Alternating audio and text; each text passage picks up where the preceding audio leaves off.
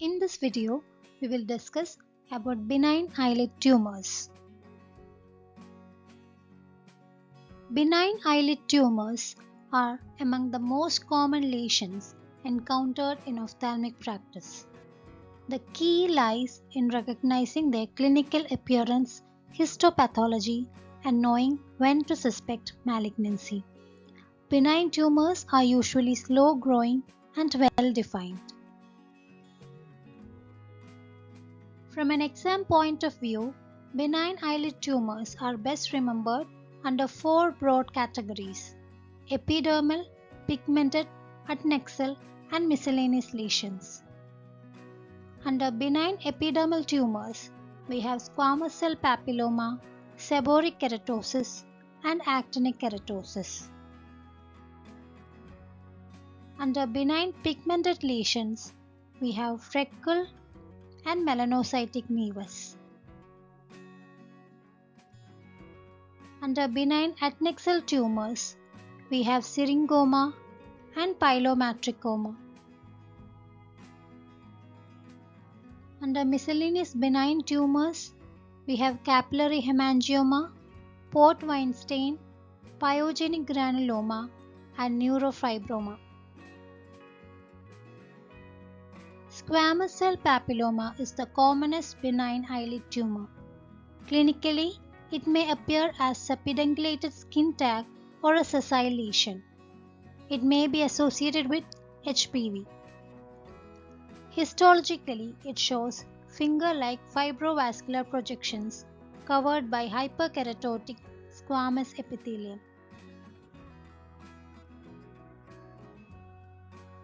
Seborrheic keratosis is extremely common in the elderly. It has discrete light to dark brown plaque with greasy verrucous surface. It has a classical stuck-on appearance. Histopathology shows basal cell proliferation with horn cyst formation. Actinic keratosis is a premalignant lesion caused by chronic sun exposure. It is a rough, scaly hyperkeratotic plaque. Although rare on eyelids, its importance lies in its potential to progress to squamous cell carcinoma. Histopathology shows irregular dysplastic epidermis and hyperkeratosis and parakeratosis.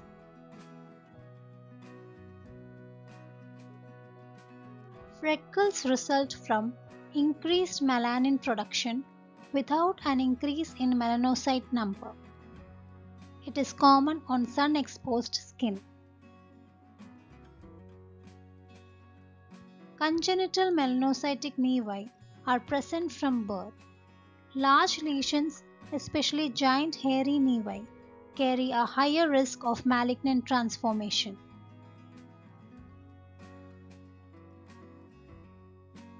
Acquired melanocytic nevi are classified based on the location of nevus cells: junctional nevus, compound nevus, and intradermal nevus.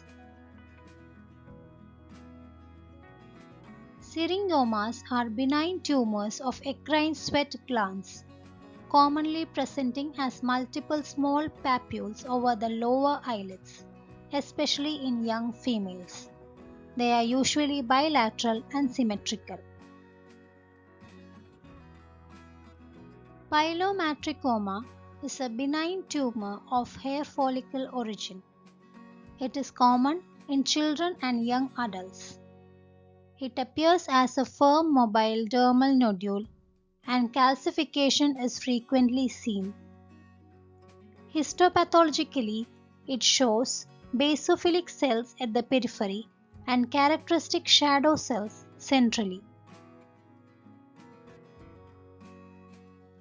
Capillary hemangioma, also known as strawberry nevus, is the most common eyelid tumor in infancy and may cause visual problems due to mechanical ptosis or induced astigmatism. These are bright red lesions that blanches on pressure. Port wine stain is a congenital vascular malformation which appears as a pink to purple patch that does not blanch completely on pressure. It follows the trigeminal nerve distribution and is associated with Sturge-Weber syndrome.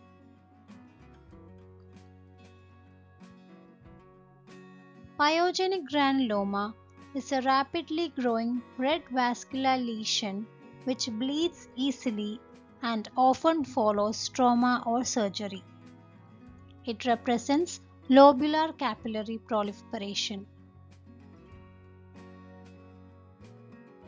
Neurofibroma is a benign nerve sheath tumor. It may be solitary or multiple. Plexiform neurofibroma causes S-shaped upper eyelid and is associated with neurofibromatosis type 1.